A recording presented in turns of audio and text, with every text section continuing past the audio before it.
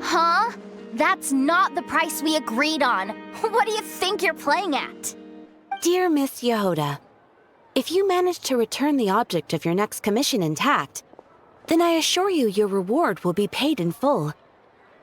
It wasn't my fault. How was I supposed to know a bunch of monsters were gonna jump me out of nowhere and knock me into that river? Might I also ask that you don't spread so much misinformation to our clients when you're escorting them in the future? I wasn't spreading misinformation. Most of what I said was based firmly on the truth. The master bandit who has stolen from every town and village in Nodcry.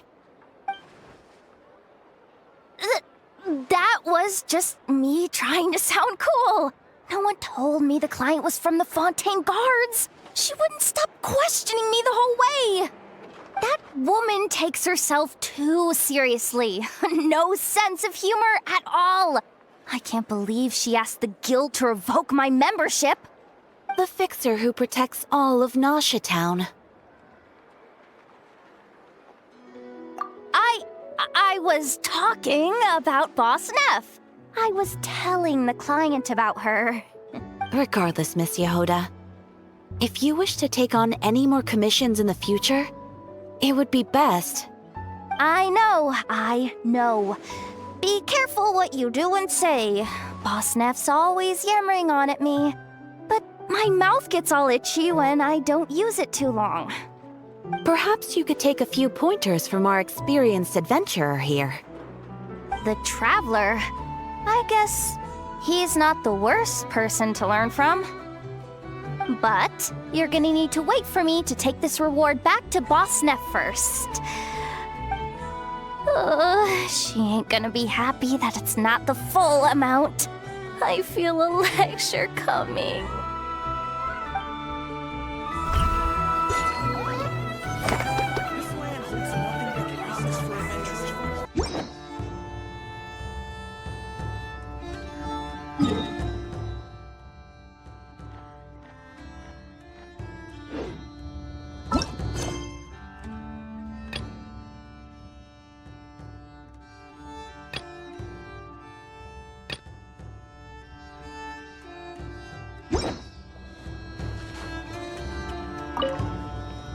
Hello there, traveler.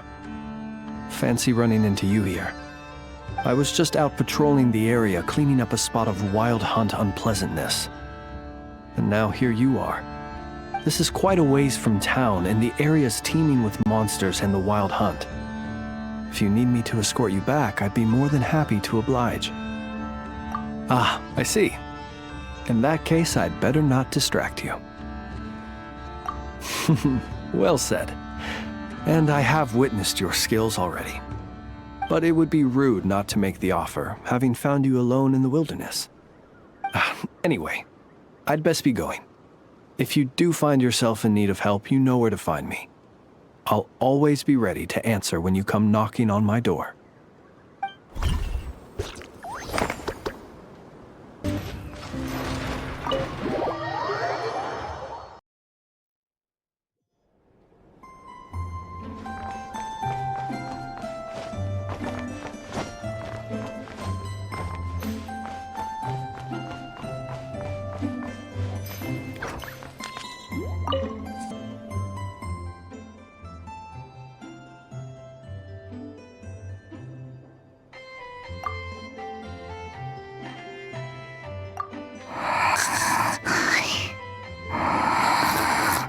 Why is Yehoda just standing there? And she's asleep? Hey, what's going on here? Paimon feels like it's a bad idea for us to leave. Maybe we should ask Aino for help. Keyword detected. Meditative state suspended. Whoa! You gave Paimon a fright! No, however, it was Yehoda's request. She asked me for a detailed analysis of the steps required to meditate and to mentor her as she practiced relieving her stress. Yehoda's so stressed that she's gotta meditate to cope with it all?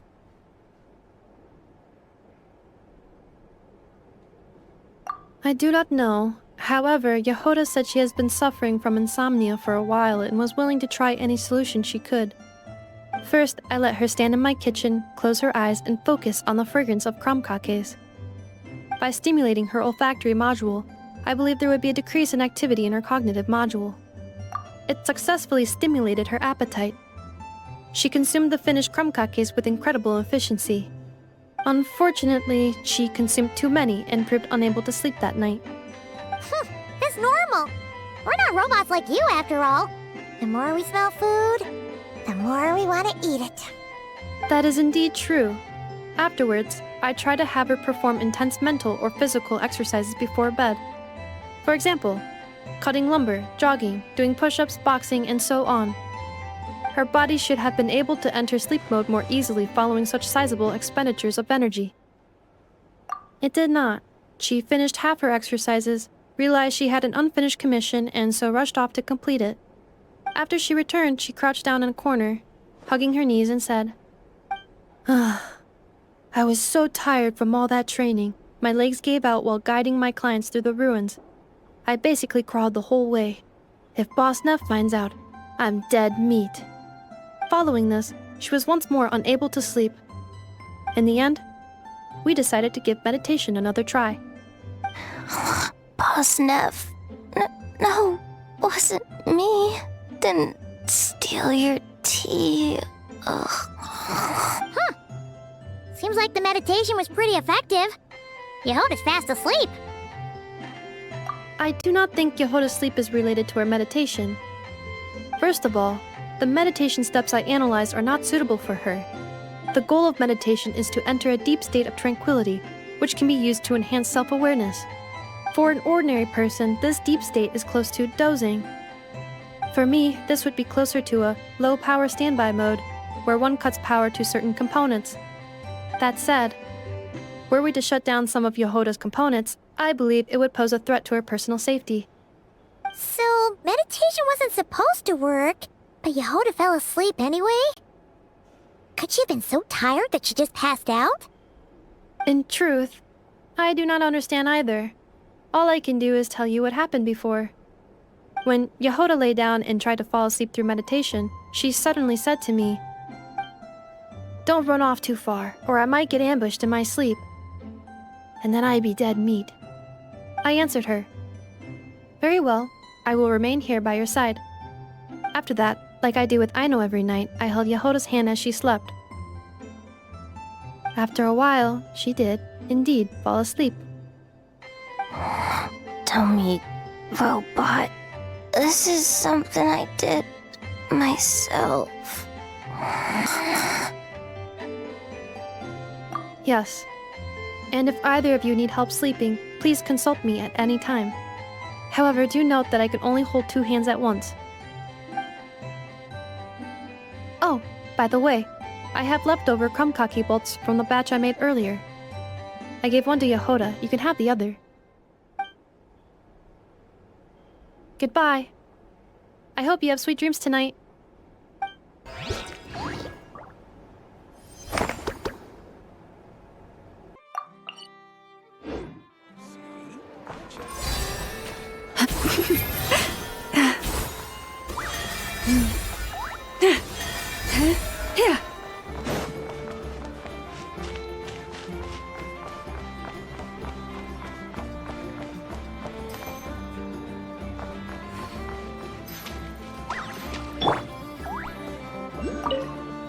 Huh? Isn't it... Skirk? Are Paimon's eyes deceiving her? What's Skirk doing here in Notcry?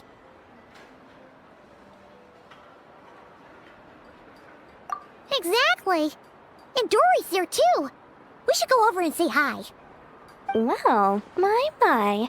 Such an exquisite radiant exoskeleton. Come, let me take a closer look, so I can make sure to offer you a fair price. Please, take a seat and rest a while.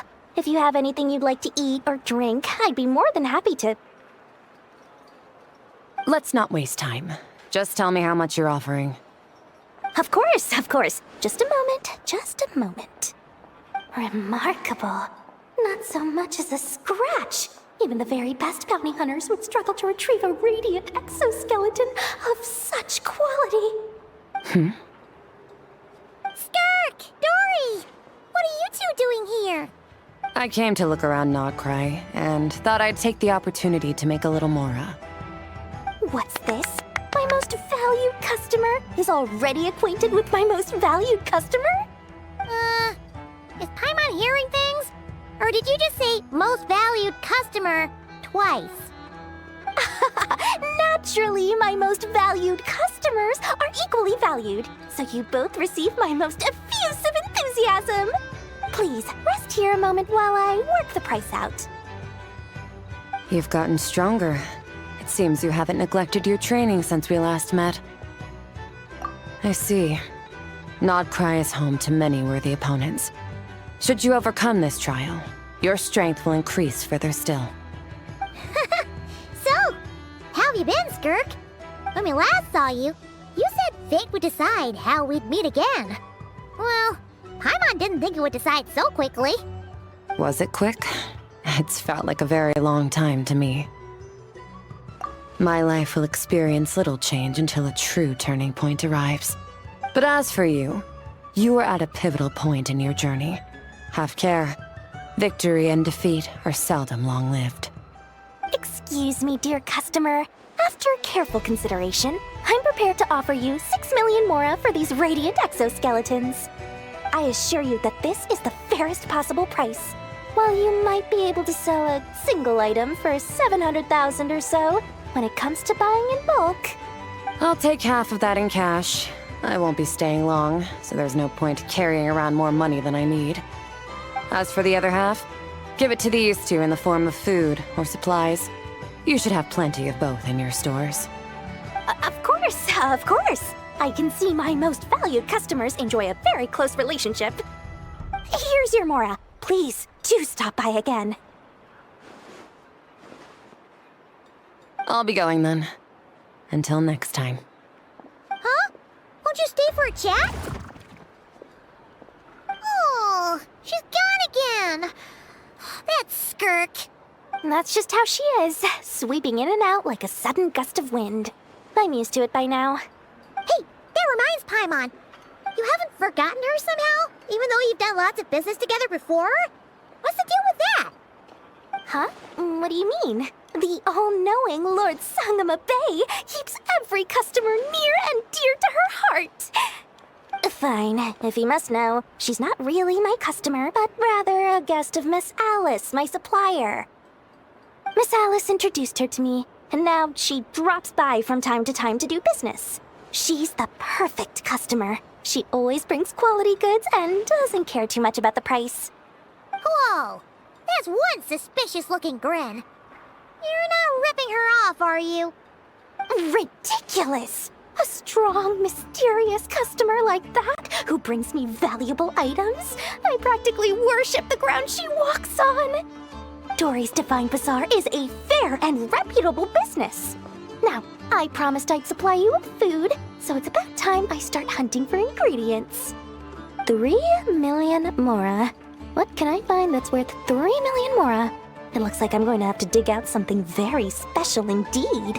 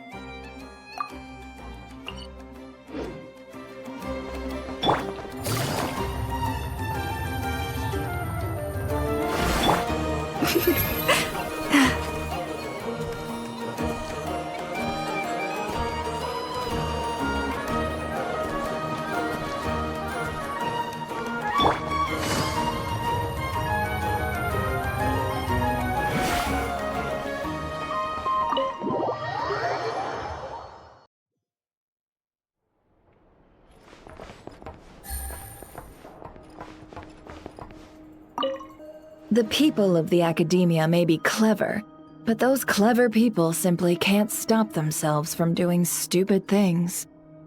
Thank you, most eminent Lord Sangama Bey, for improving my mood for the whole morning once more.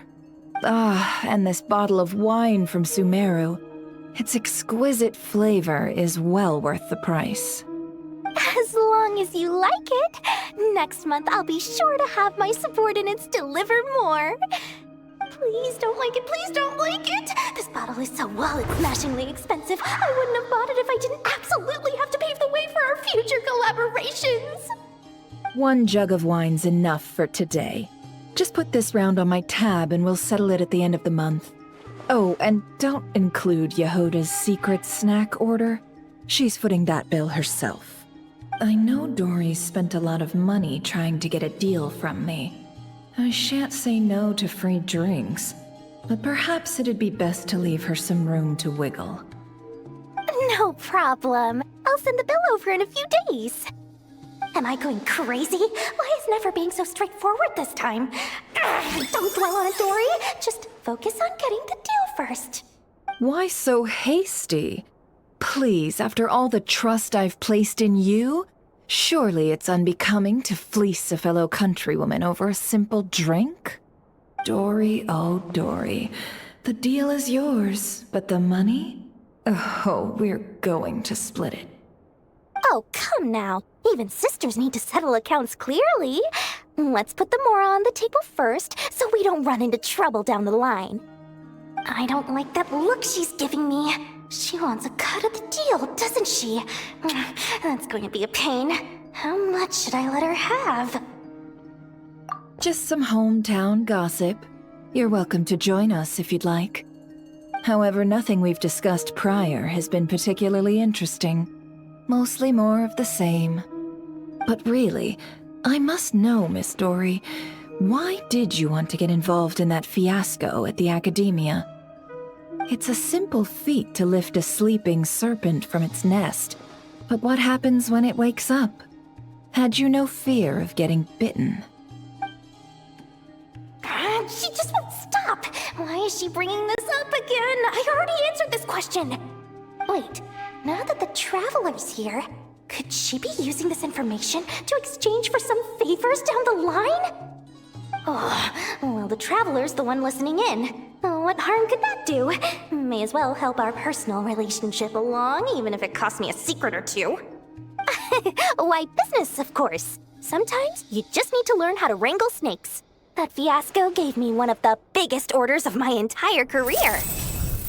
Oh, fascinating. So, did you profit from it all? I heard that after Azar fell, a certain group of cowards fled Sumeru. That must have played havoc on your trade routes, with no small amount of goods lost in the process. Right, and a sizable sum of mora, too. But that's just life as a merchant. You win some, you lose some. Even big losses are small problems. With money, more helping hands can be found and more goods purchased. But I had to retain the ability to do business in Sumeru. Much like Genius Invocation TCG, then? It doesn't matter if you win or lose or how many cards you have in your hand. Retaining the right to sit at the table and play is a victory in its own right. That's right. As long as I can still do business, I can recoup my losses eventually. But I'll never leave the card table I sit at. Sumeru, that is. If I did, I'd really be left with nothing. My. I didn't know you loved your homeland so much. Well, I love mora, and I'm the best at earning mora in Sumeru. Your senses are certainly sharp when it comes to business, Miss Dory. Even now you prove yourself worthy of the title you claim.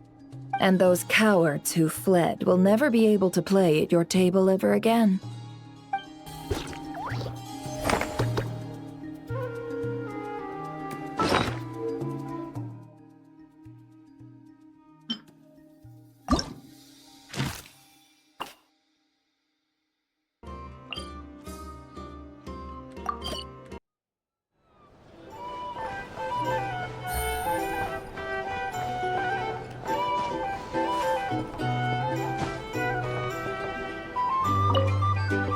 And in summary, that's the commission we're here for.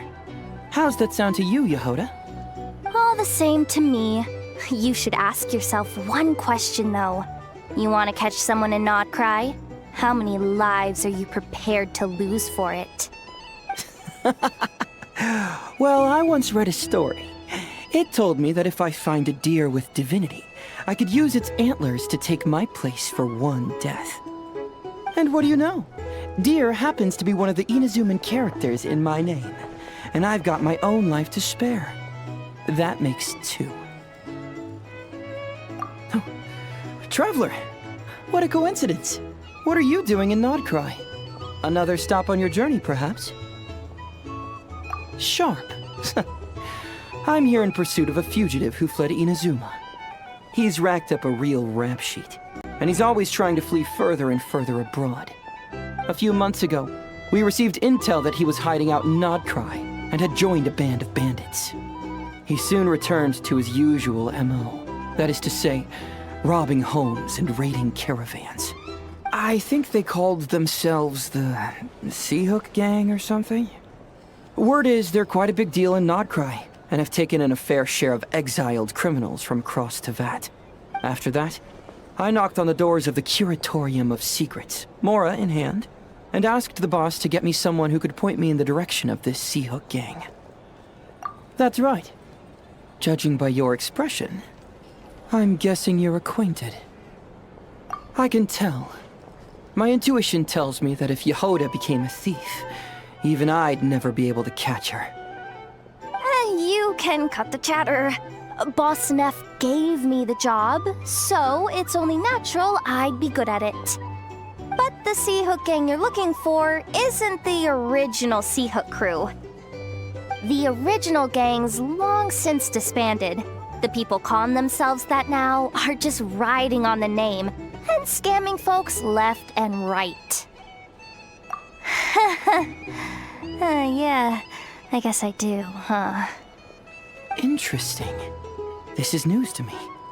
Would you mind telling me more about this new gang of imposters, Yehoda? What's there to tell? New or old, fake or real? The Seahook Gang are bandits. A bunch of scoundrels who banded together for Mora, then fell out over it. Their old leader wound up thrown overboard as fish food, while the underlings fought among themselves for the scraps. Some died, and others continued their wanderings. The long and short of it is that the old Seahook Gang are dead, gone, or both. Wait. Doesn't that mean some of the suspects within could have started going around committing crimes again? When a house goes poof, the snakes and rats nestled within find other walls to burrow into. That's just how it is.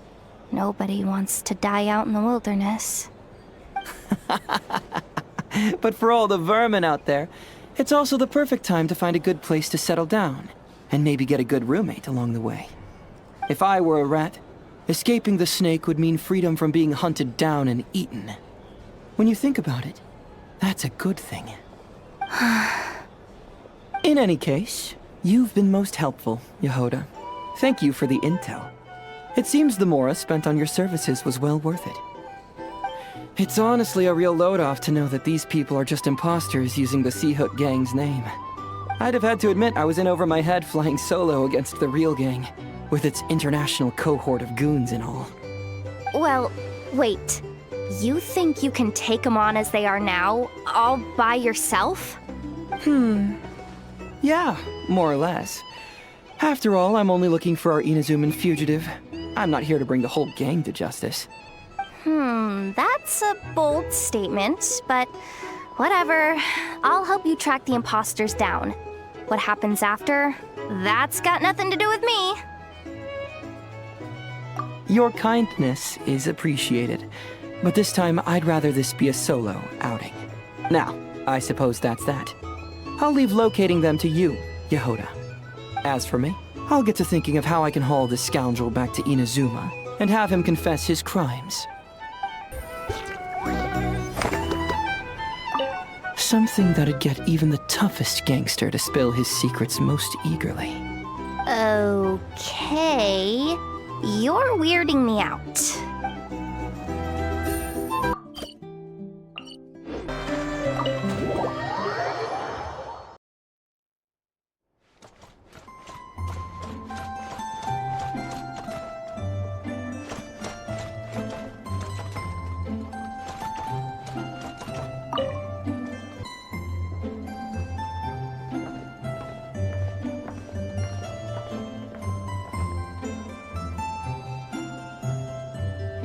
Almost there.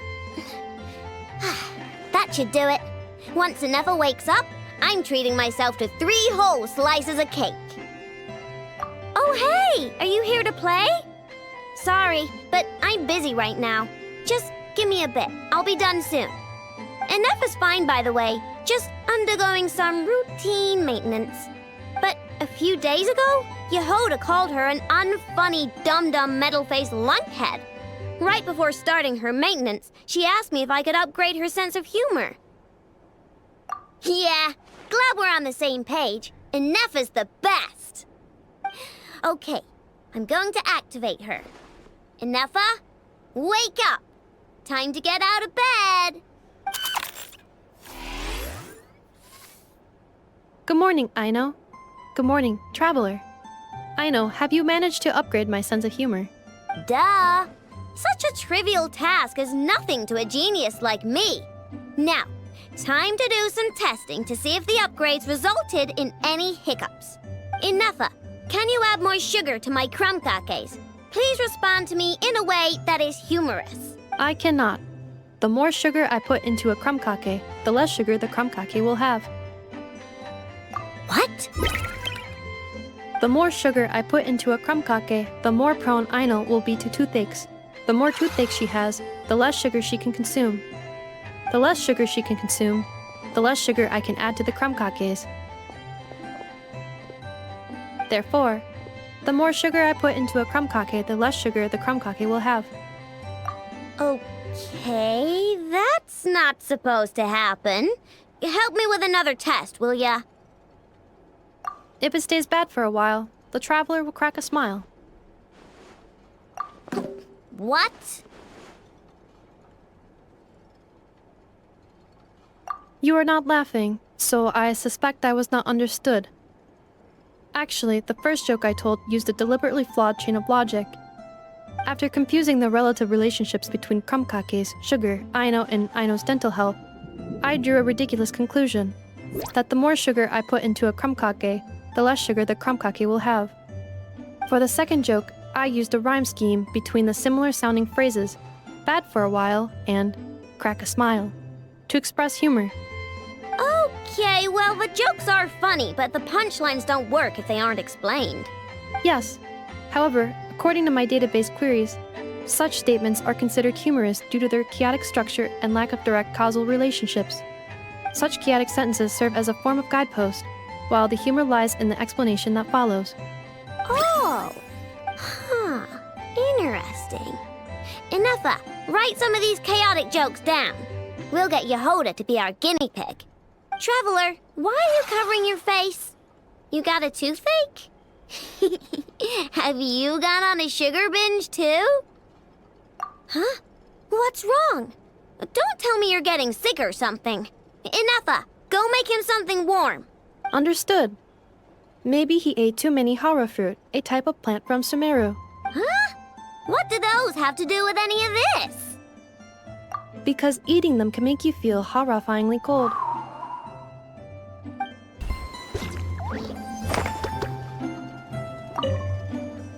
Hey! Wow, this update was a great idea. Give me another joke, Anefa. Of course. Please give me a moment. Since there is no fixed formula for generating jokes like these, I will need to reorganize the relevant keywords.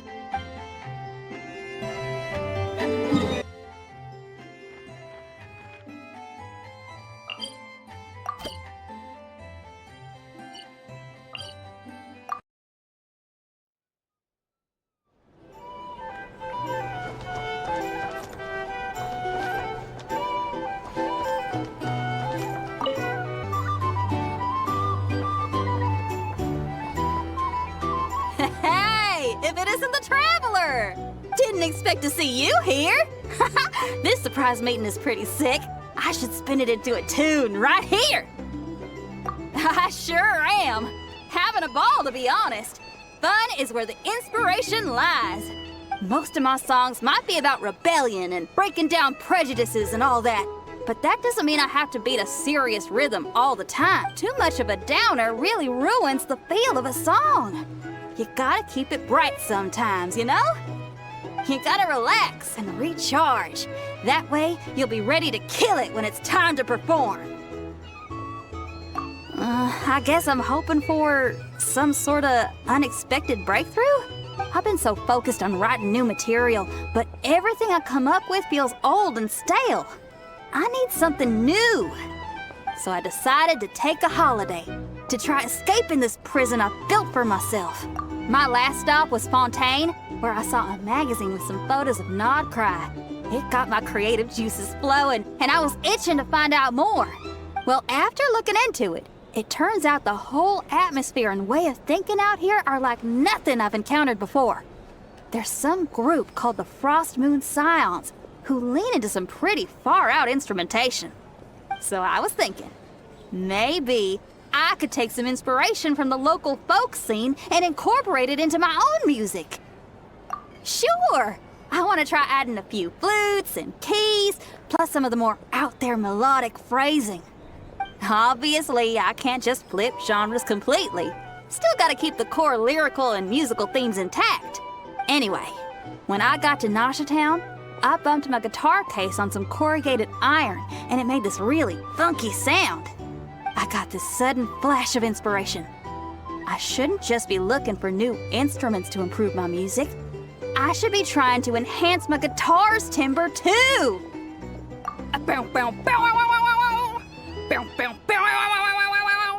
Oh, something like that. It's kind of hard to replicate a guitar with your voice, you know? Basically, I'm going for something punchy, compact, clean, and absolutely savage.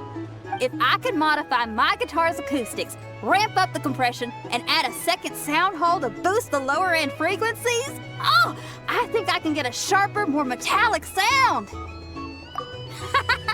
Thanks for the support. Oh man, my motivation's like a double bass drum going at 200 BPM right now. Give me a bit to play around with this and hammer out the kinks. I'll invite you to the official unveiling of my breakthrough sound soon enough. What style should I aim for with my next song?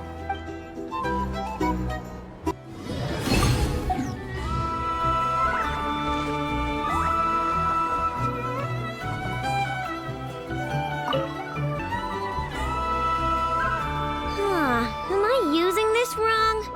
Ineffa, read the operation manual you recorded last time for me again. I know, I believe regular lubricant is already sufficient. There's no need to create a brand new product. Aw, we're already here, aren't we? Come on, I just want to experiment a bit. Oh, hi there, traveler. Just the person we need. I bet you know how to use this crafting bench. Hurry on over and help me make a bottle of that... what's it called again? That cold... frosty something. Potential oil? Frosting essential oil. Yeah, that's the one.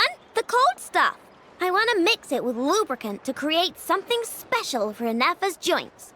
I was gonna do it myself, but taking efficiency into account, it might be better if you helped me out a bit. The truth is, Aino wasted all her ingredients trying and failing to make essential oil. We presently have enough to make only 2 bottles. I didn't fail. I was well within the bounds of reasonable trial and error. Making essential oil is a piece of cake for me. Piece of cake.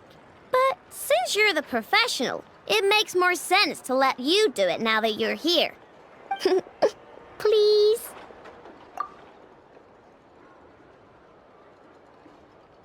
Wow, you really are a professional. Come on, Ineffa. Let's head back and mix up some lubricant. Trust me, this new lubricant is gonna solve your overheating issues. Easy peasy. Alright, I know, but my internal components are not actually overheating while I'm operational. Well, it doesn't hurt to be prepared. Thanks for the help. I only need 1 bottle though, so you keep the other one. Anyway, it's time we were going. Stop by and play when you have some free time.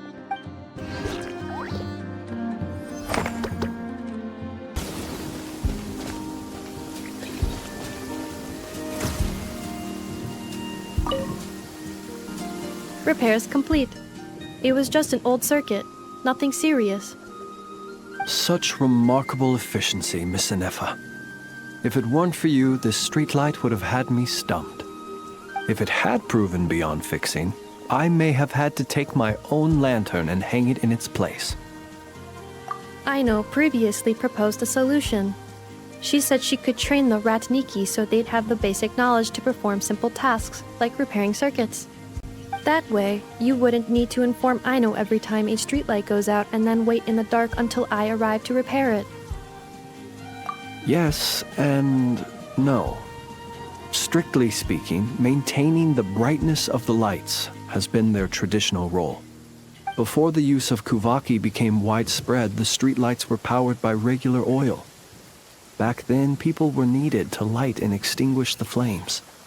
Because of how dangerous said streets were at night, the Ratniki took on this role. They already carried lanterns, in any case, and were adept at using them while fighting.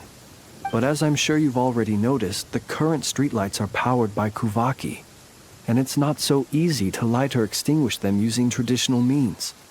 Because of this, whenever a light goes out nowadays, all I can do is stand here helplessly and wait for a professional to come along and solve the problem. Aino organized an engineering seminar, but all the Ratniki made excuses to leave halfway through. They said things like, I have an urgent task, or I need to go on patrol, or it's time for me to make a report. I didn't leave. It is, after all, disrespectful to the host to leave a seminar early.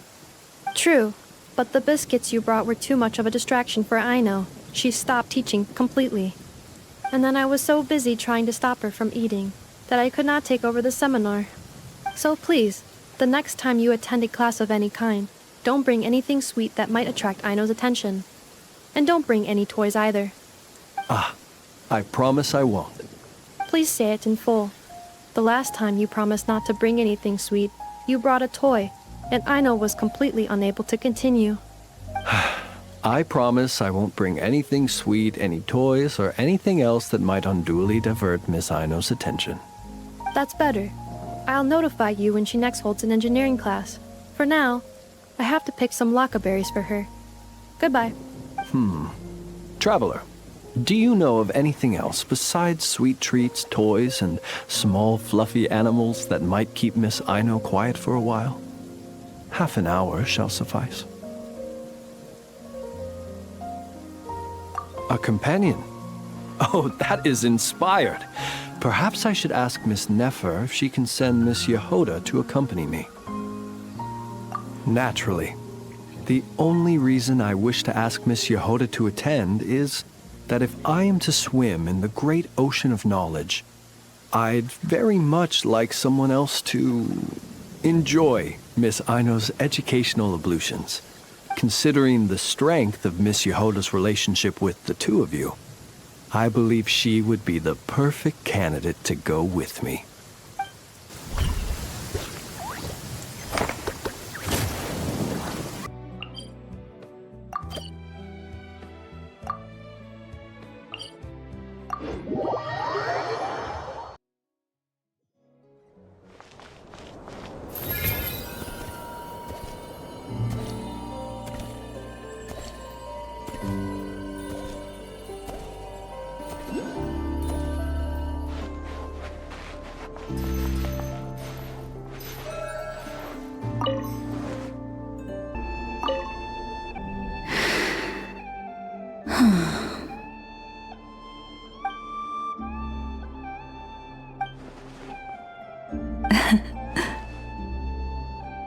There's no need to apologize. I wasn't sleeping, merely resting my eyes. Besides, this child heard your footsteps and told me of your approach. Animals sense more than we humans. No doubt this is a blessing from the Creator. It acknowledges you as a kind soul. This child persuaded me to trick you by pretending to fall asleep. Let's see if he spies on you or tries to steal your food. Though I have faith in your noble character, Even I couldn't help but be a little bit curious about what you would do. Besides, it seemed harmless enough. Can you forgive us? Oh, I completely forgot to ask. What is it that brings you here? So that's how it is. I thank you for your concern. All is well with me. As it so happens, we received a large amount of fresh fruit today. Perhaps you'd like to eat some with me? It doesn't wish to leave us. After a lot of lounging around, it's enjoying the commotion. May your road ahead be smooth.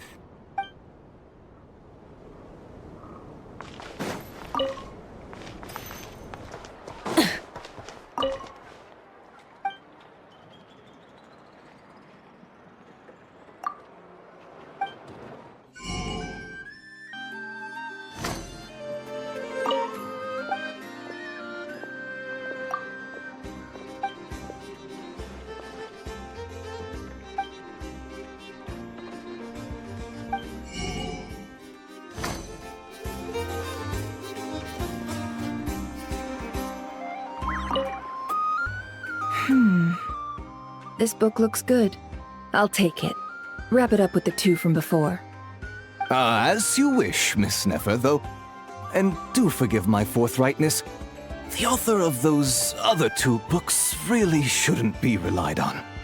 Even in the Nasha Express, he stands out for how much he likes to run his mouth. Here, look at this. The art of reading others, and then the art of social intercourse. He doesn't even dare use his own name. Don't worry about it. I'm buying them for that young madam I have working at the curatorium. Hopefully, she might learn a thing or 2. Sure, a little light reading won't hurt her.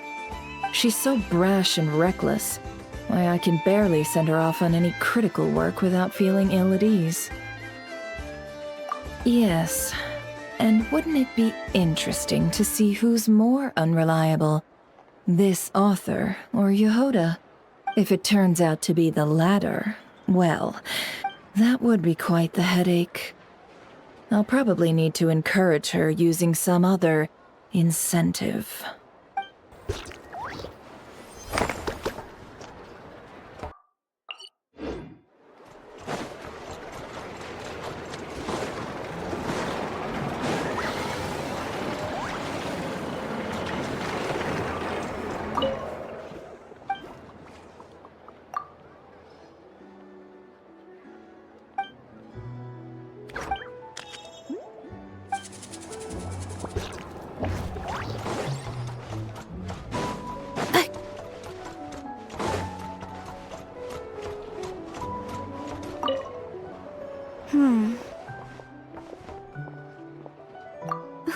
Well, if it isn't the Traveler. It's been a while for sure. Didn't expect to see you and not cry. Oh, if only. Not cry's even more lawless than I could have imagined. How should I put it? Well, that's just it. This place is quite literally a lawless land. Even if I was hired to provide legal assistance, I suspect it'd all devolve into everyone resorting to the Final Defense Manifesto to air their grievances. Ta-da! Here's your answer. The most direct method of self-defense. Okay, enough of that. The reason I came to Nod Cry is to gather material for the new legal guidebook I'm co-authoring with Shinobu. The book's theme centers on the borders of law, and one of its chapters is about what happens when law and order completely breaks down.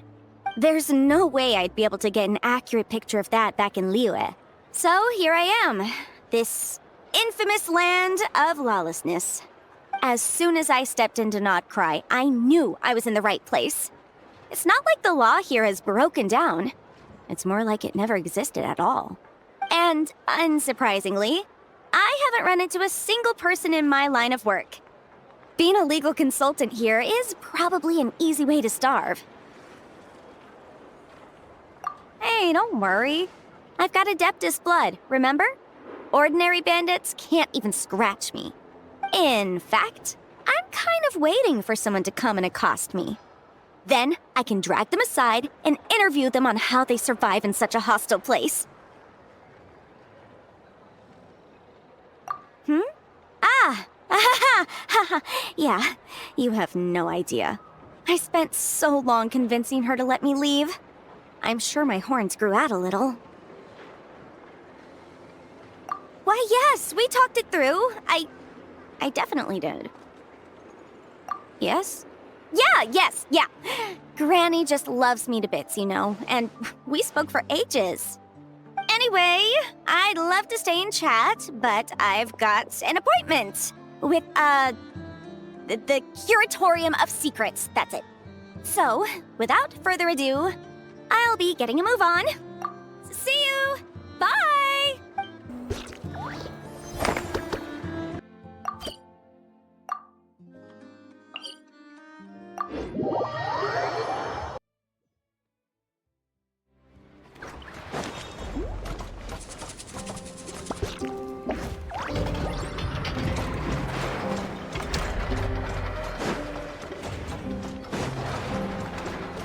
Accelerating.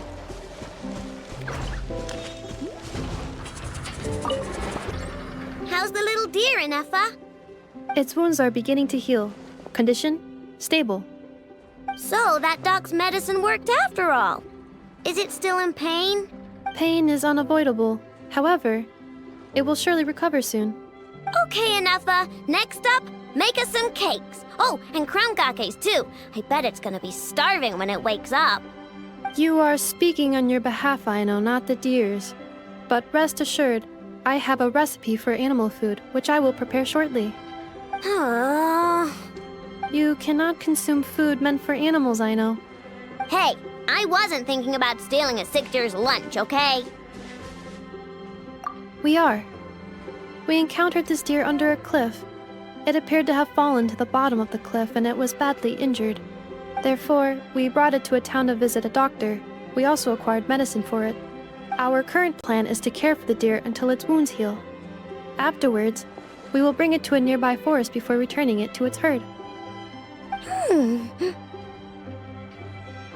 I know, we have discussed this before. I can take care of it. I'll get up early to feed it. Heck, I'll even brush its fur. The previous time you got up early to feed it, you hugged it and fell back asleep. Both you and the deer only finished half of your breakfast portions. Well, that was that's... When you were brushing its fur yesterday, you played ball with it, successfully distributing its fur to every corner of the room. And it clogged my vacuum cleaner when I tried to clean it up.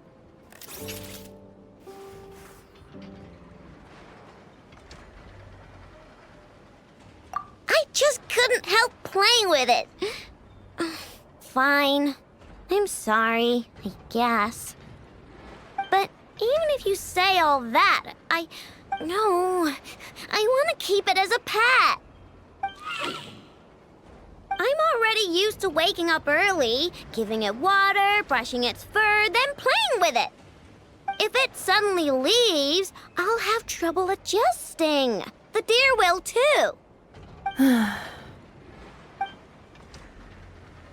Look, even the deer doesn't want to go. I am incapable of understanding deer speech, I know. Well, just look at it. Haven't you heard actions speak louder than words? It loves me this much. Oh, if only the deer could talk. It could do all the persuading then. And then I could tell it to stop helping you eat the vegetables in your breakfast every morning. What? Ineffa, how'd you know? I did not know. It was merely a guess. You have proven it correct. Ugh, you're such a big, sneaky, lying meanie, Ineffa. Tomorrow morning, I will supervise both of you as you take your breakfast.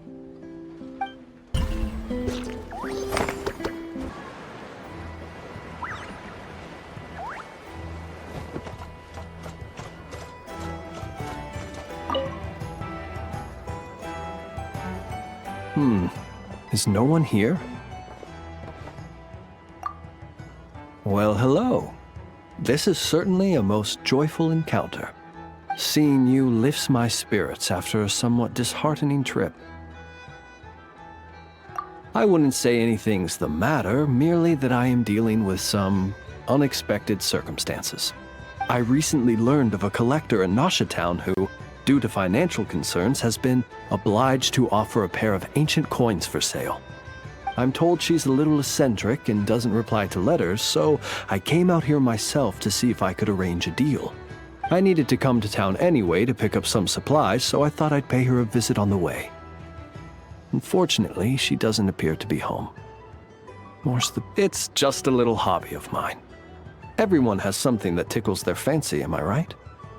For me, it's old coins and gemstones. Time is the best filter. Anything that can make it through the sieve of time is almost guaranteed to be of good quality. The style, pattern, and condition of a coin convey a lot of information. They can tell you, for instance, how many moons it has seen before finding its way into my hands. Think about it. A coin may have passed through 10,000 people's hands, brought them happiness or sorrow, and witnessed a multitude of moments in their lives. The weight of time it contains is far heavier than its appearance would suggest. It is a witness to the past and something that has value in the present day, which makes it more than worth collecting. These coins have been stuck in my mind these last few days. What do they look like? What stories can they tell? If I can't meet this collector, I fear all desire to return home shall desert me. Look at me, rambling on about coins without a thought for the friend standing by my side. Let me think of a more interesting topic to make up for boring you just now. Ah, yes. Recently, I purchased a beautiful azure gemstone from a Fontanian merchant.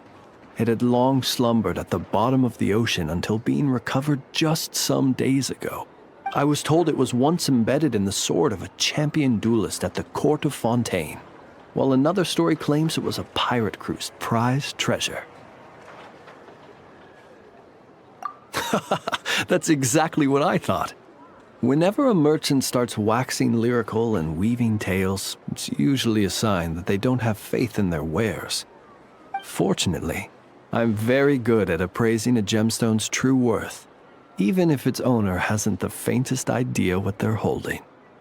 Please, allow me to invite you to my residence once more. I have a feeling you'll appreciate the gem itself, and you may well find my valuation of it quite interesting too. I'll be waiting for you. This collector must be a busy person indeed.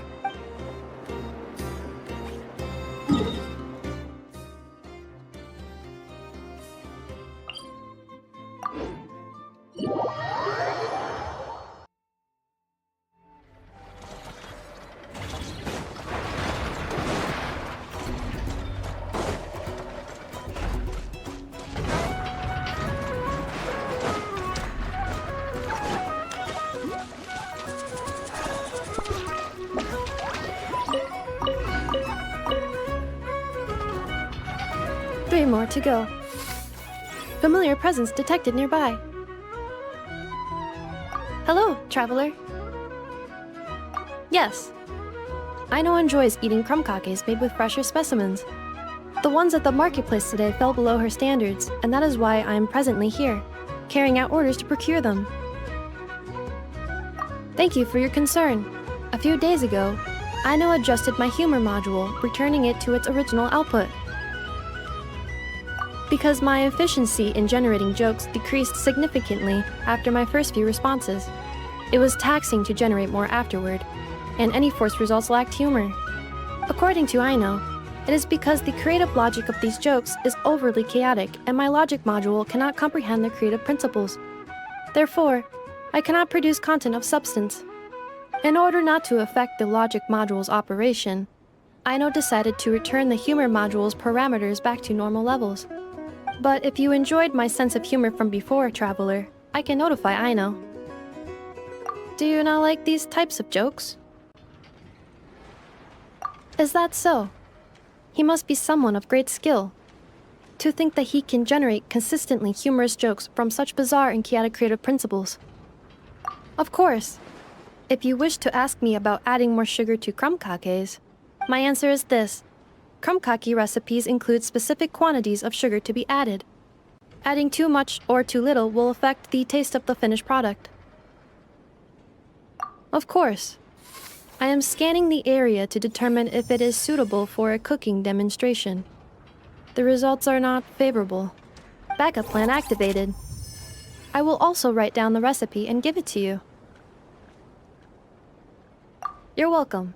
If you have time, remember to come visit. Although my humor module has been restored to its original parameters, Aino has been researching the creative logic chain of these kinds of jokes. Should she manage to create a joke generation module, I will be able to continue telling jokes. Please look forward to this update, traveler.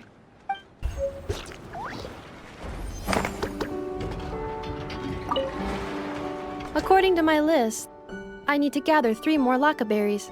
Until next time.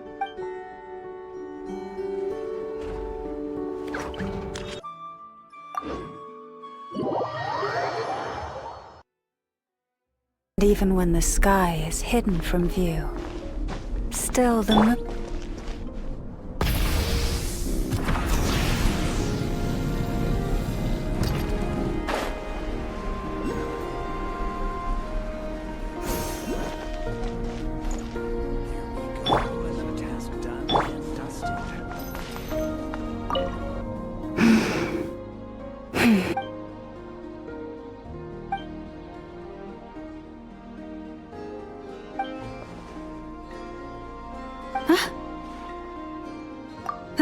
It's you, traveler. I trust you're well.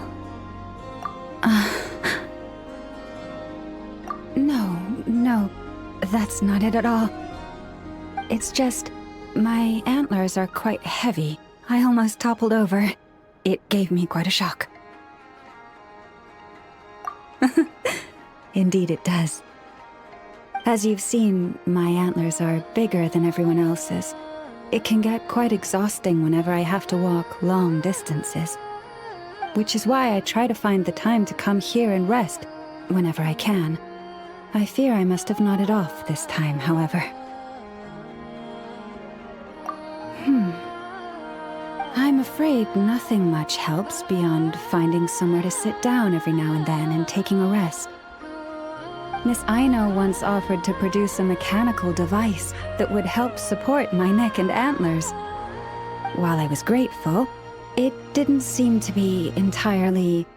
how should I put it? Yes, that's a fine choice of word.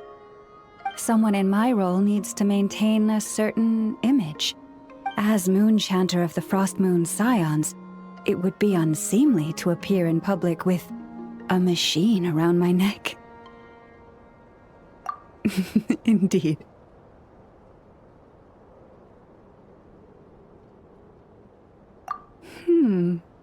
That's actually... I must say I found that quite the amusing mental image. Thank you. A good laugh was exactly what I needed to chase the tiredness away. Don't be a stranger. Feel free to drop by whenever you're passing through. I'll make sure we have all the fresh fruit you can eat.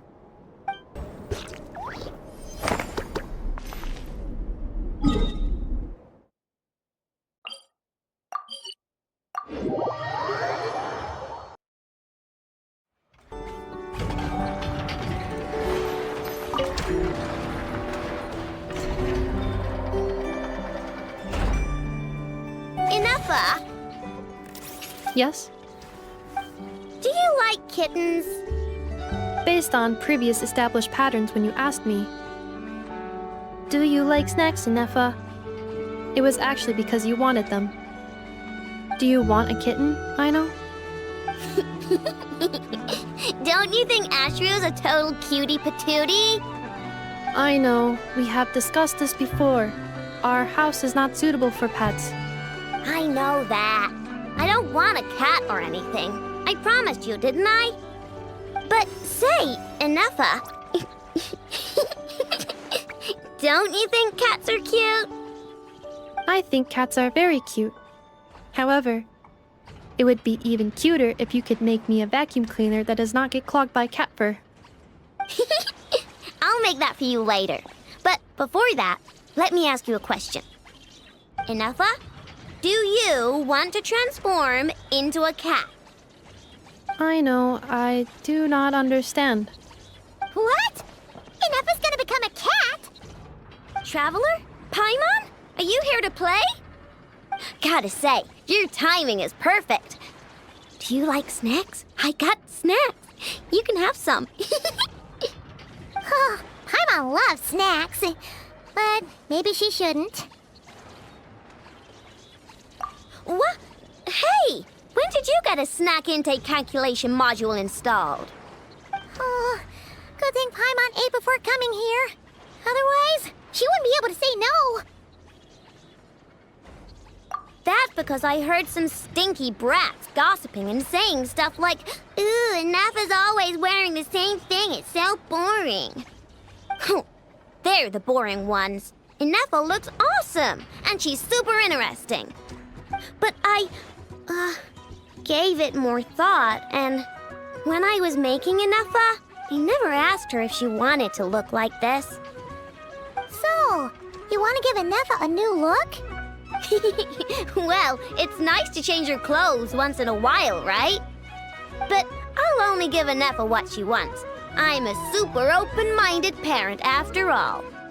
The body you made for me is perfect and convenient. I pay such aesthetic concerns no mind. If I hear something terrible, I will simply delete it or deactivate my auditory systems. Thus, this is a non-issue for me. So when Aino nags you about making krumkakes, will you also turn off your auditory system? No, I listen to everything Aino says because she's an important member of my family. And what you say is also of great importance to me. You are all my dear friends. My current records indicate that a majority of conversation topics between Aino and Paimon include eating various types of sweets or sneakily discussing where they would go to eat. The last record occurred in the middle of the night, so I must recommend you two eat less. Oh, you don't have to keep that sort of record. On the other hand, the traveler's speech is divided between commissions, caring for and helping friends, as well as dealing with various kinds of dangers. Traveler, I recommend you rest more. Well, you've got no work to do now, so I guess it's rest time. Which means I'm going to make a nice kitty outfit for Ineffa. Help me out, Paimon. And I can make one for you while I'm at it. Don't agree on Paimon's behalf. Well, unless it looks good, then Paimon thinks that wouldn't be so bad. All right, then we're all set.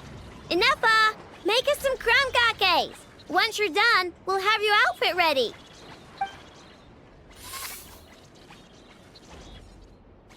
Let's see. I've got my wrench, my pliers, and my krumkake bolt. Huh? Why is there a krumkake bolt here? Ooh, and here, you can have this as a souvenir. It's just something I cobbled together when I was bored. It probably does something, but I can't really remember what right now. I'll tell you if I do, though. The most important thing right now is to make super cute cat outfits for both Ineffa and Paimon.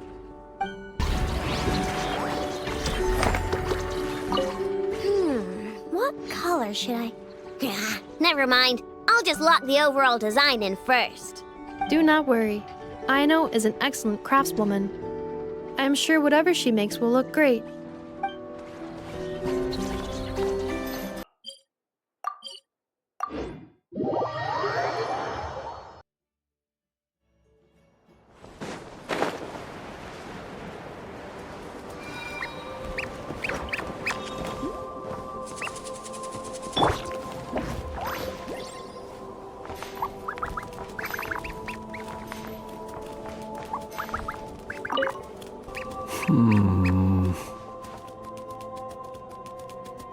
There is indeed quite a lot.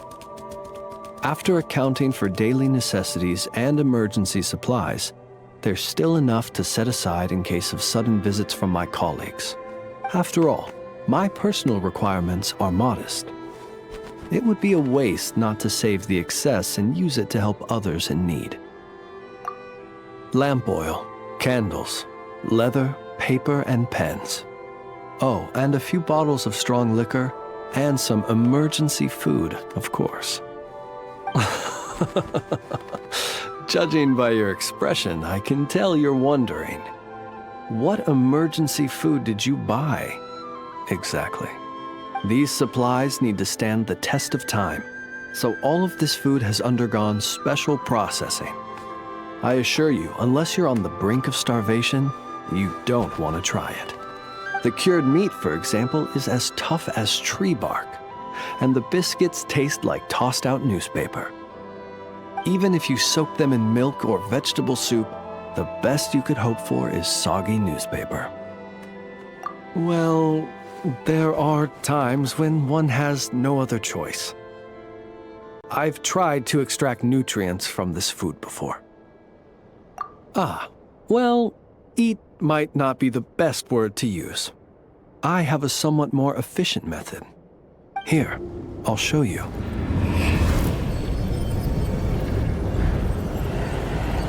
I suppose you could call it cooking with fire. There have been a few more desperate moments when I've been trapped alongside other poor souls. You should know, if I were to use the method I've just shown you in front of my colleagues, it might leave them feeling uneasy. And so I have at such times been forced to attempt to swallow this food, as they would. Though try as I might, I really was unable to swallow it. In the end, I broke it down into smaller pieces, some of which I stuffed into my mouth and some of which I dropped into my lantern when no one was looking. Unfortunately, my colleagues noticed how slowly I was eating and mistook my reluctance for concern, believing I was eating less to allow them more. After that, they patted me on the back and enthusiastically filled my arms with more cured meat and biscuits. Indeed, I was grateful for their noble act of kindness, and can clearly remember the taste of cured meat and biscuits to this day.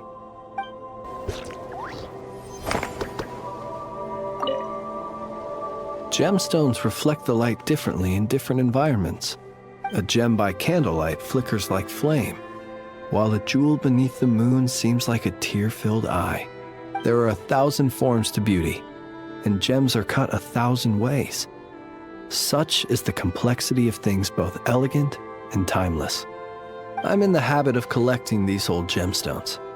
Some are even from other nations. Feel free to enjoy this collection whenever you please. Being as old as they are, they have lost some of their glow and appear a little turbid.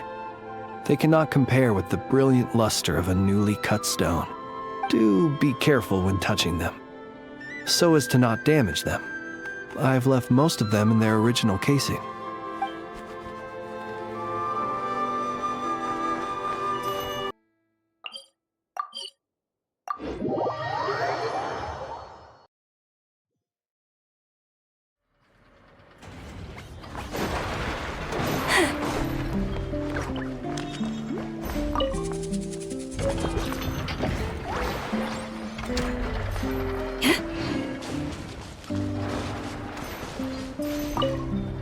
Little dearie, you gotta eat your breakfast, or you're never gonna grow up big and strong. I know. There is still lacquerberry residue hanging from the corner of its mouth. Huh? What? Its recovery is progressing smoothly. In a few more days, we can ask Miss Lauma to send it back to its herd. This little one has recovered well, thanks to your diligent care. When I return, I'll ask around in advance. If fortune smiles on me and I manage to locate its herd, then the next time I come, it will be to send this fawn home. But... I understand. You cannot bear to see it leave. But this little rhyme-horned deer has its own family, and its father, mother, and friends must surely be worried sick. Once it is well, I believe it would be best to have it reunite with its own. I know, but it's not well yet. Does your leg still hurt? Do you want to go home? It says it doesn't hurt anymore, but can you brush my fur again? Okay, let me grab my comb. I just asked Nefa to make a new one yesterday. If you like it, you can take it back with you to your family. Wait. Where'd I put it? Let me go back home and dig around.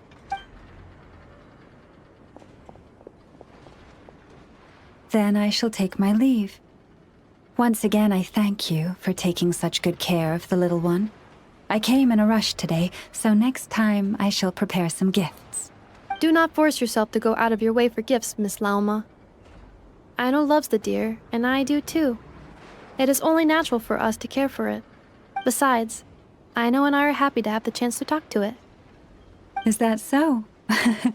Well, the rhyme-horned deer is very fond of you, too. I'm sure it considers both of you its true friends. I believe this is a friendship that will not fade, even if you are worlds apart.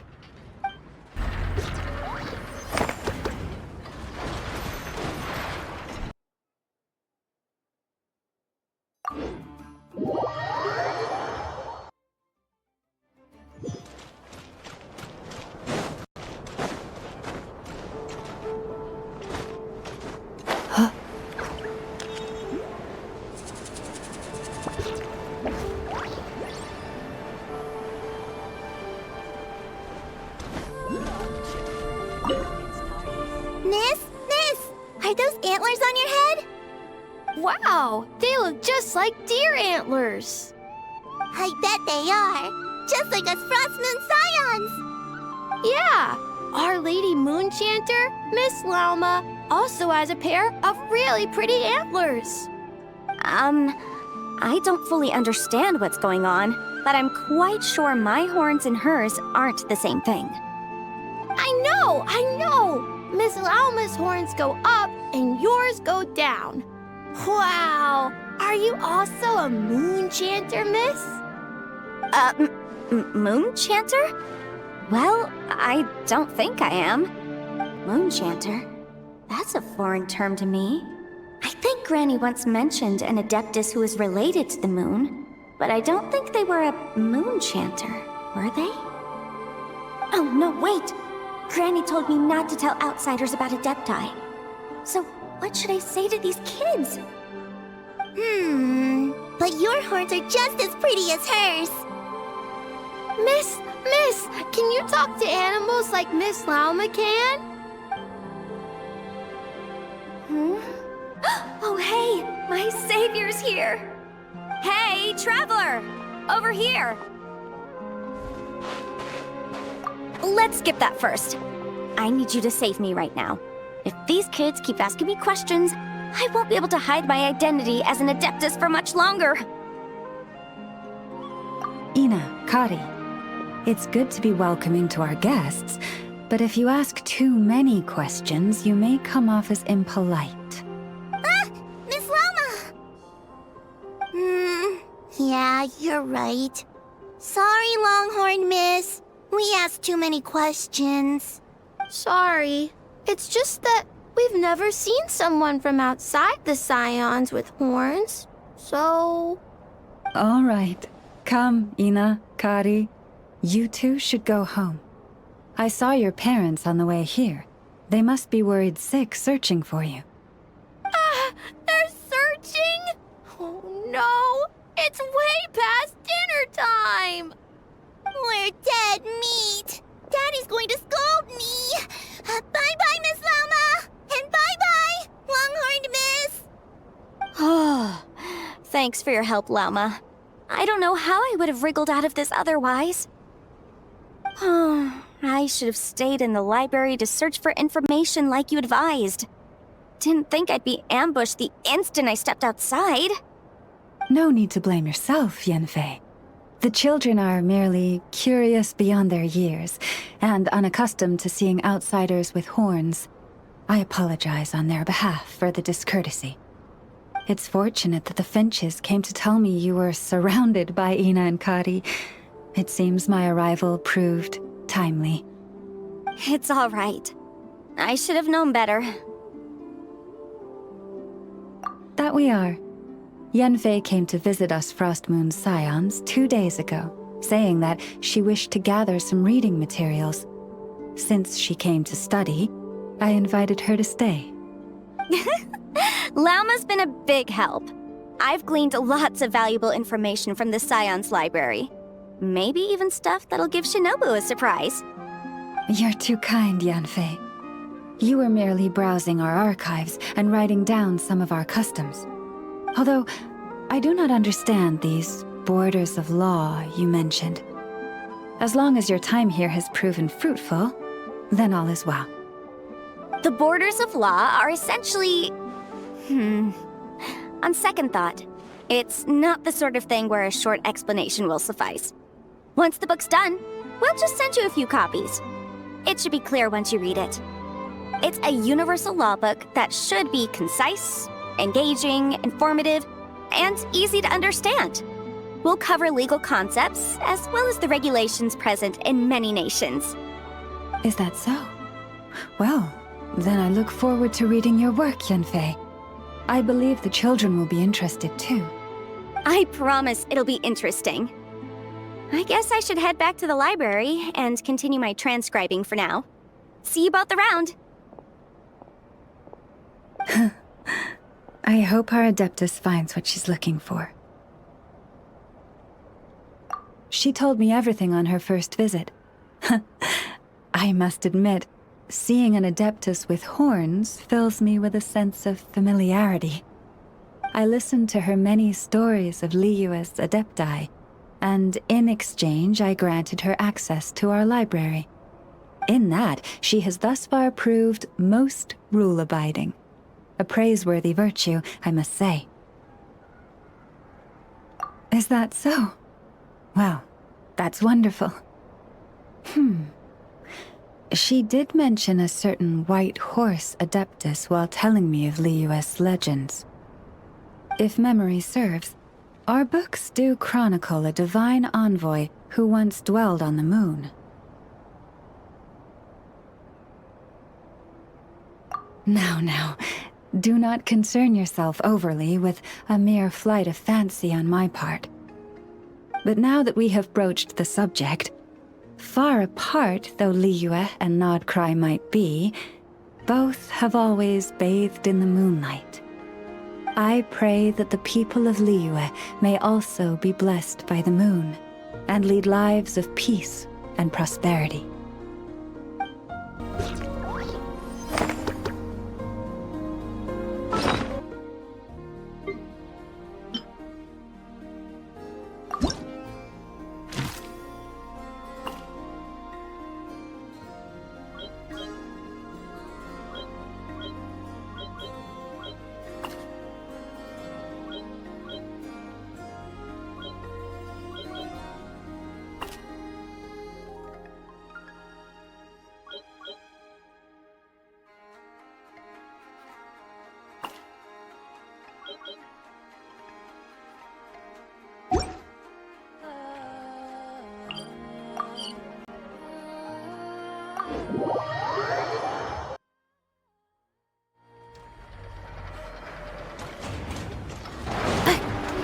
Accelerating.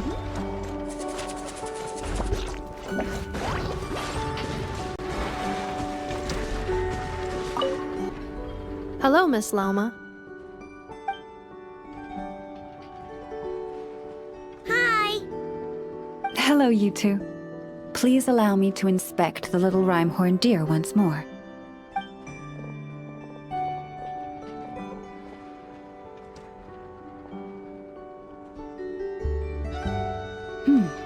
Yes. It's doing a lot better now. I believe it can take care of itself. Wait, does that mean you're gonna take it home?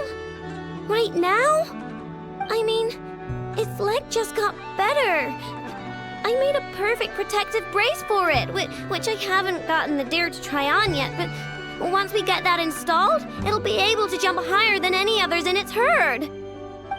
And there's food, too. Inefa and I made lots of yummy food for the deer to take home because you're not gonna find anything as nice as Inefa's cooking in the forest, I guarantee it. And we also... I know. Can it stay here? Please?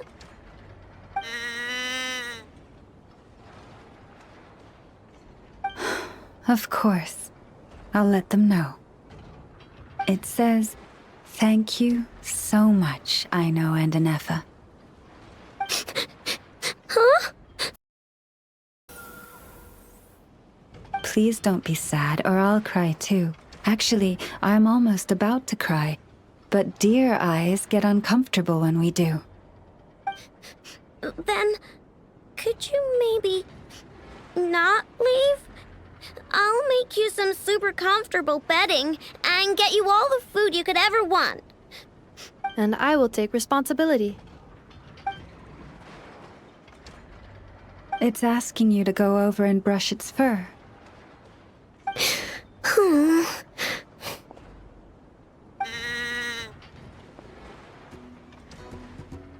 Miss Lalma, are you certain you can find its herd? If this deer had truly fallen off a cliff, as you say, then its family must have been working hard to find it. After I take it back, I'll first thoroughly investigate its past movement patterns, as well as the physical characteristics of the herd's leader. Although Nodkrai's deer population is large and scattered, this simply makes success a question of time and effort, and of following the many intertwined clues to locate the herd. Thank you. We will compile all the information we know and send it to you to aid in your search. Then, will it be staying at the Frost Moon Scions for a while?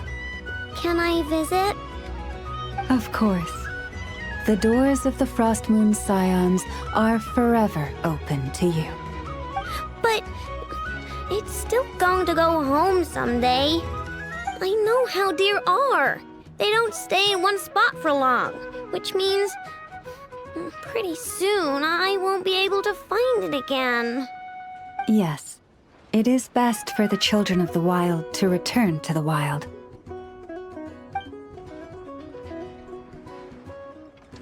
However, it will take some time to locate its herd. While it stays with the Scions, you may feel free to visit at any time. I'm sure the little one has many, many more things it wants to say to you. Then I'll visit the Scions every Tuesday. On Mondays, Wednesdays, and Fridays, I've got to do maintenance on Inefa. And on Thursdays, I have to sort out the circuitry around here, so I'm only free on Tuesdays. Of course. Feel free to visit whenever the urge strikes you. Unless anything out of the blue occurs, you may always find me near the Frost Moon Scions library. All right, it's a promise. Let me think what else I need to tell you.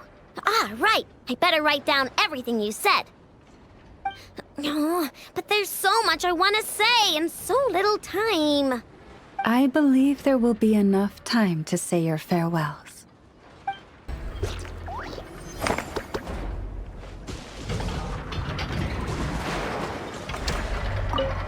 Take these snacks with you, and this hat I made with Inefa, and, oh, right, your horns need some protective oil.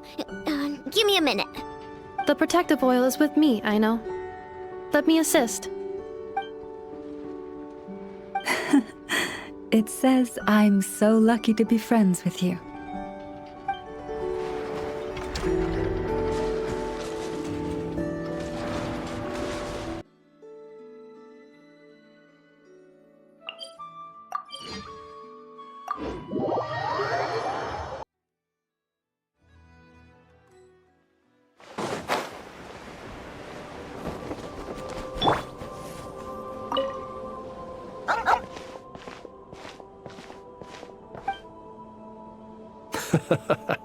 This is a good one. Here, take this meat for yourself.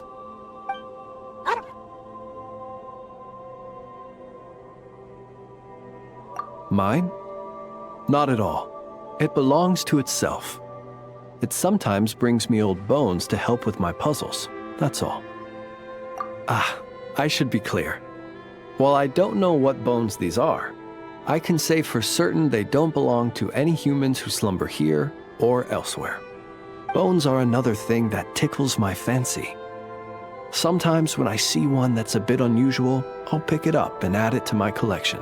Then when I'm feeling bored, I try to connect all my bones and create something whole. A bit like doing a jigsaw puzzle.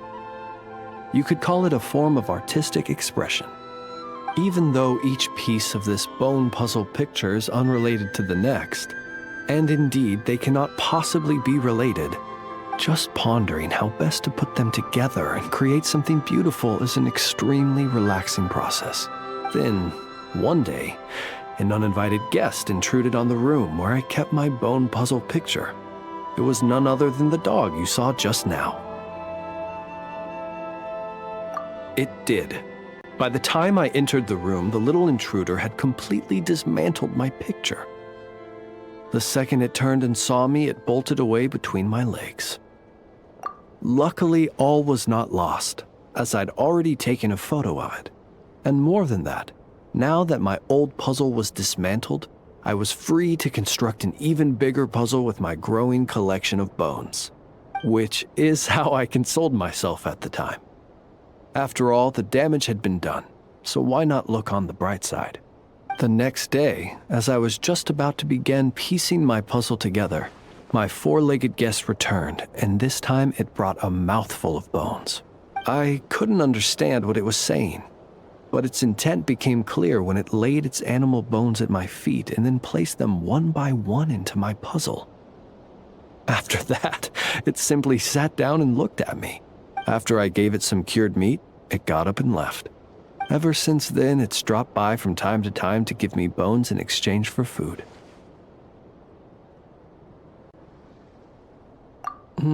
I think you might be viewing this with a little too much sentimentality. It's just a dog looking for food, nothing more. I'm a source of sustenance, and luckily for my canine friend, I happen to be relatively generous. Not that that's a bad thing. I view it more as an assistant under my employ. It doesn't speak, and it leaves when I tell it to. That's pretty much everything you could hope for in an assistant. If you'd like, you can give it some meat.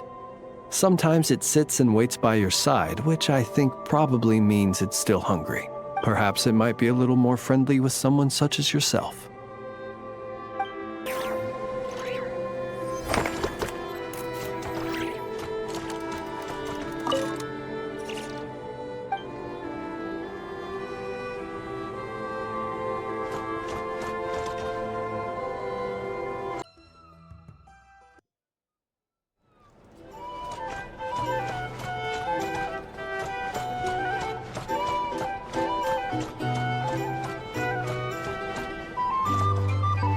A base of dandelion wine, aged for 25 years, 1/7 part bittersweet liqueur, filled halfway with fizzy zaytun peach pop. All three of those ingredients are fairly sugary. It'll have a lovely sweet aftertaste, even a little too cloying. A spoonful of salt and half a spoon of powdered summer orchid leaf should cut through the sweetness in a way that's clear but not overpowering. I can imagine it now. A delightfully layered flavor. It's all down to the seasonings you sent me, Lady Nefer. Otherwise, I'd have no idea how to mix up a cocktail that so befits Nodcry. Just a little gift. I'm glad you liked it. I'll be happy to send more when you run out. Many thanks. Though I think one taste is enough where these seasonings are concerned. Besides, you sent so much I could hardly finish it by my lonesome. And my colleagues aren't accustomed to these flavors, so I can't even share around. I'm afraid they'll end up sitting on a shelf going to waste. Can't say I'm surprised your colleagues at Liyua's Ministry of Civil Affairs aren't too keen. I wouldn't expect the flavors of Nodcry to be their cup of tea. Though, from what I've seen, might I presume that we've won you over? I wouldn't go that far, though it's not like I dislike the food here. It's good to try new things occasionally. I love your attitude. You'd make a great businesswoman. It would be nice if everyone from the Ministry of Civil Affairs were like you. Come on now, are we going to do this song and dance every time I drop by? Stop fixating on the Ministry. Never mind them. Have you managed to carve out a single foothold in Liyue after all these years? You know what they say over there. A journey of 1,000 miles begins with a single step. If I don't test the waters, how will I ever know? Don't waste your energy. No matter how long those claws of yours are, you're never getting them stuck into Liyue. Is that a warning? It's advice.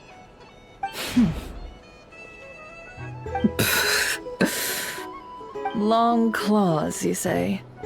I wouldn't think myself so formidable. There's barely a handful of people I have any influence over at all. I can only really think of one young girl who listens to what I say. But she's not the brightest. And I spend more time looking after her than getting any help. Oh, really? Then I guess that painter who fishes in Dihua Marsh, and that apprentice who makes tofu in Qingsa Village, and that guy who wants to work at Wanmin Restaurant. All these people who mysteriously appeared in Liyue.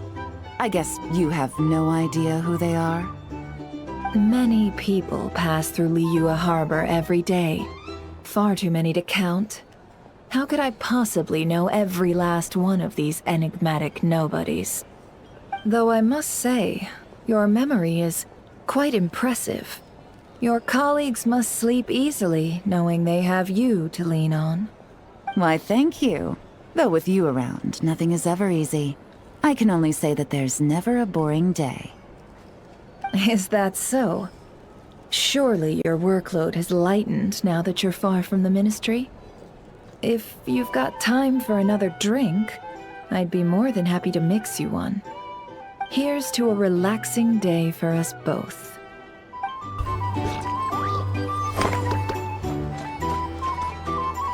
Here.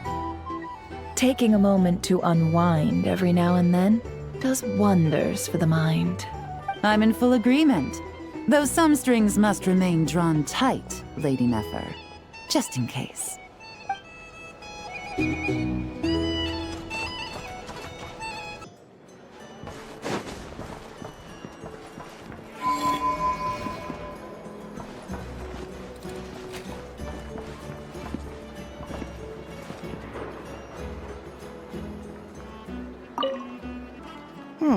This should just about do it. Traveler? Hello? I didn't think I'd run into you here. Right. I should have realized. Master Jean told me you'd be here. We just didn't know when you'd arrive. I didn't expect to run into you as soon as I set foot in Notcry. Yes, the Grandmaster sent you a letter, didn't he? He also sent one back to Mondstadt, telling us all about how you were doing.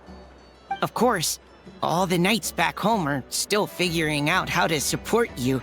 But the Grandmaster wrote that we shouldn't be hasty and that he already had everything in hand. Yep, the Grandmaster's always reliable when it comes to important business. So when he says he'll handle something, we know we can count on him. But of course, if you run into any trouble, remember that the knights will always be there to help you. Feel free to come look for us whenever. After all, you're our honorary knight, a valued member of our order. That's what Master Jean told me to tell you when I departed from Mondstadt. Huh? Give me a moment. I didn't bring any sweet madame with me, but I do happen to have a bottle of our best cider. Captain Kaya asked me to bring it along. He knew you'd miss it. Guess he was right. Okay, I need a minute. I put it in my backpack and wrapped it in clothes. Oh, here it is. Go on. Have a taste. I did, of course. When I was leaving, The Grandmaster specifically asked me to bring some bottles of our very best dandelion wine for him. At first, Master Jean protested that my main objective on this long journey was to deliver letters to Nodcry, and she'd rather I not overload my luggage. She said someone else could transport it later. But after giving it much thought, I packed 2 bottles of wine for the Grandmaster anyway.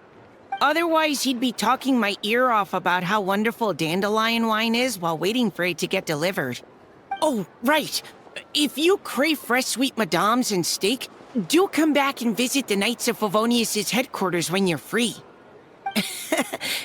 That was what Amber wanted me to tell you. And that's all the messages I have for you. I should get going. Farewell, honorary knight.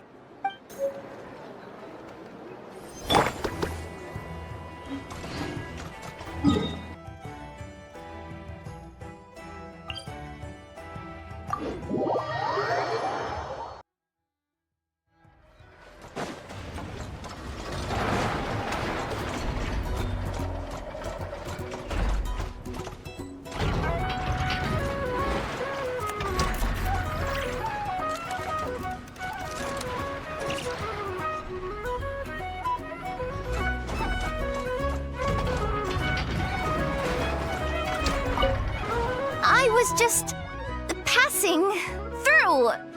Seriously? How many times do I have to say it to get it through your thick metal head? Drat. I felt bad when I spoke to her like that last time. And I really want to say sorry, but it's so hard to say it out loud. Anyway, I'm dumping off some excess scrap I don't need. Got them during an a commission. Yeah. And I even went out of my way to get these components. Ugh. What am I doing? Come on, Yehoda. It's not that hard. Just gotta apologize to Anefa. Thanks a bunch. Traveler, you're here too? Wow, today's a great day. Inefa, get more crumb cakes ready. How does he say this stuff so naturally? Come on, I gotta get it together. Anefa, about that time I, called you a dumb metal face. That was on me. I'm sorry. As far as I am concerned, my face is indeed made of metal, so I agree with that aspect of your assessment. However, I disagree with the rest. The logic module that Aino created is not dumb. Huh? So, do you accept my apology or not? You do not need to apologize to me, Yehoda. You should be apologizing to my logic module. It is not a dum-dum, and neither is the one who made it.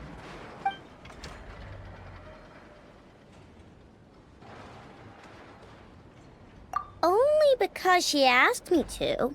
She didn't want to disappoint Yehoda, so I raised it. Just a little bit. So you're just making fun of me? I am not. As a matter of fact, the aforementioned module truly is all Yehoda needs to apologize for. A portion of said module's external monitoring port is located in my eye. Please make eye contact with me and apologize to it. Yikes. Okay.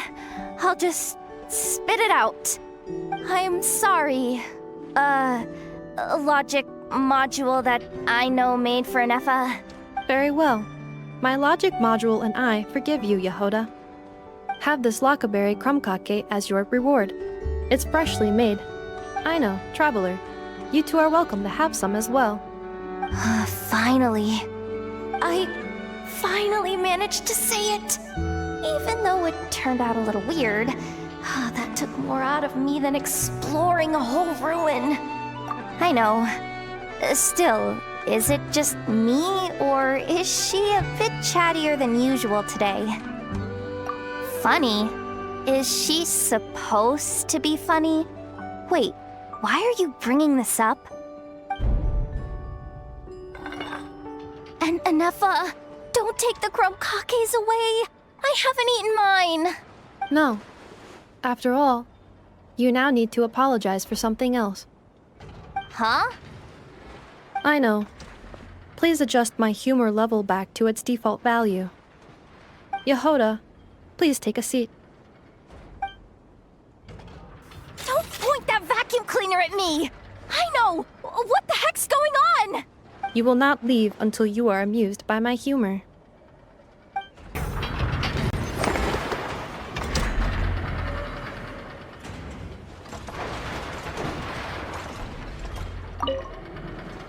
Hoo-wee! Today's krumkakes sure are yummy.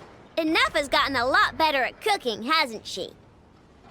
Nah, they'll be fine. They're just like that. Let them work things out. That just means we get to eat their share of the krumkakes.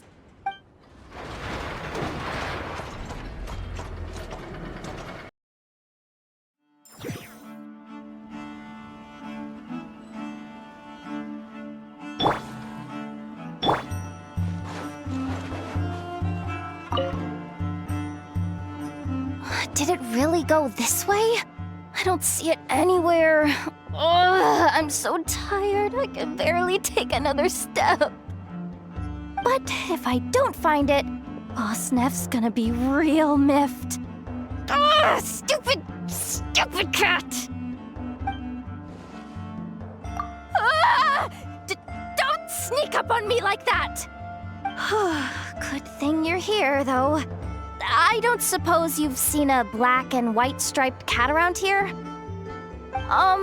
It's got a huge tail and a blue bow around its neck. Yeah. I don't know why, though.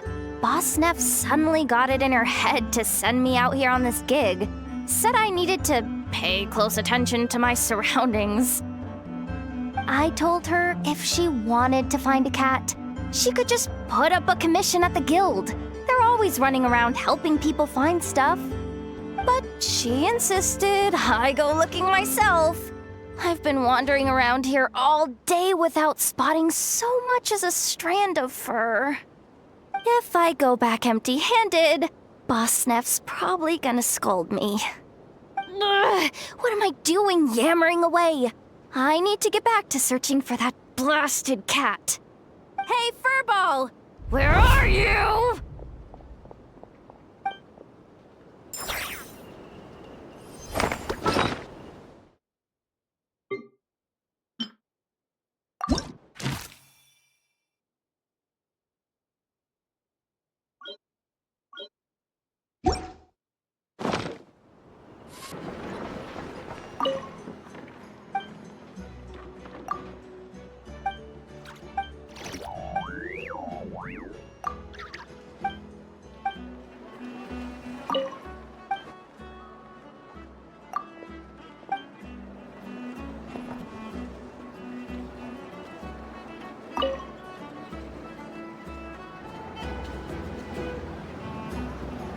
Thank you for remembering my request, Master Tarno.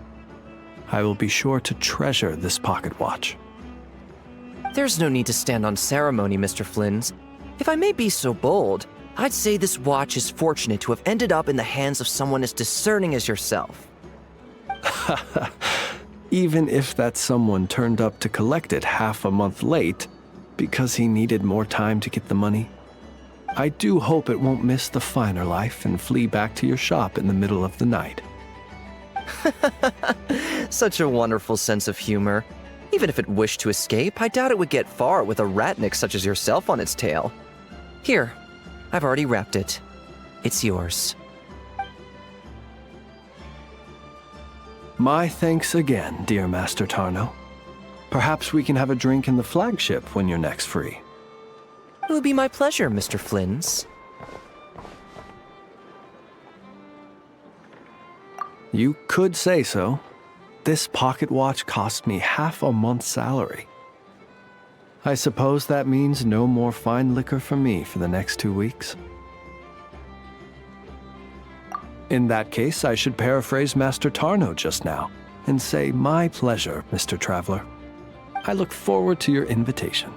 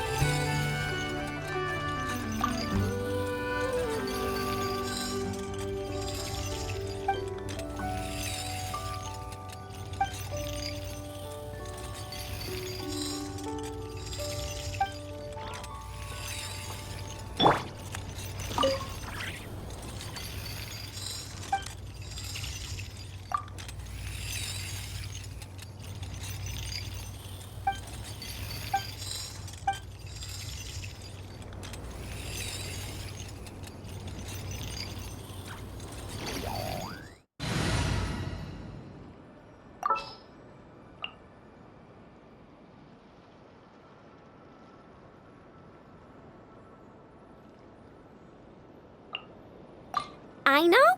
Present!